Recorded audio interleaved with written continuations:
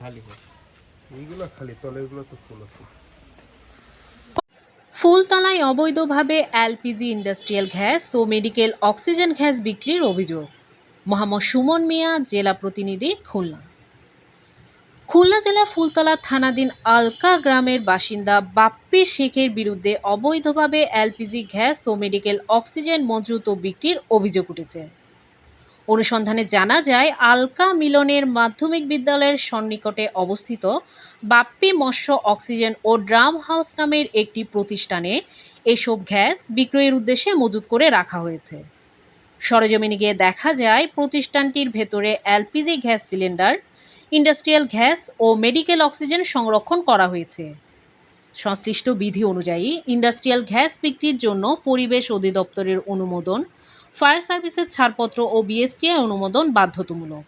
LPG gas বিক্রির ক্ষেত্রে বিস্ফোরক পরিদপ্তর ও ফায়ার সার্ভিসের অনুমতি থাকতে হয়। মেডিকেল অক্সিজেন বিক্রির জন্য ডিজিডিএ, বিস্ফোরক পরিদপ্তর এবং ফায়ার সার্ভিসের অনুমোদন আবশ্যক। কিন্তু অভিযোগ অনুযায়ী ব্যবসায়ী বাপ্পি শেখ এসব অনুমোদনের কোনোটি গ্রহণ না করেই স্থানীয় প্রশাসনকে বৃদ্ধাঙ্গুলি দেখিয়ে দীর্ঘদিন ধরে প্রকাশ্যে গ্যাসের রমরমা ব্যবসা চালিয়ে আসছেন। আচ্ছা, আনুমানিক 2 বছর। আচ্ছা, আপনার কি ফায়ার সার্ভিসের কোনো অনুমোদন আছে? হ্যাঁ পায় না। জি।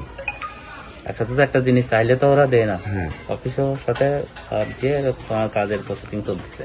কাজের ট্রেড লাইসেন্স আছে, ট্রেড লাইসেন্স আছে আপনার শুধুমাত্র, কিন্তু আপনার আসলে বাস্তবে কোনো অনুমোদন নাই। অনুমোদনের প্রসেসিং চলতেছে না, ফায়ার সার্ভিস বা বিস্ফোরক লাইসেন্স ছাড়া আপনি কোনোভাবেই ইন্ডাস্ট্রিয়াল অক্সিজেন অথবা গ্যাস, এলপিজি গ্যাস আপনি বিক্রয় করার অধিকার রাখেন না। এই আইনটা কি আপনি জানেন? তাহলে বন্ধ করে দেবো। আপনি এত 2 বছর করে আপনি যদি এখনো বন্ধ করতে চান, সেটা কি হবে বলেন? এতে এলাকাবাসীর মধ্যে চরম উদ্বেগ ও আতঙ্ক বিরাজ করছে, কারণ বিদ্যালয়ের নিকটবর্তী স্থানে দাহ্য ও বিস্ফোরক গ্যাস মজুদ বড় ধরনের দুর্ঘটনা ঝুঁকি তৈরি করতে পারে।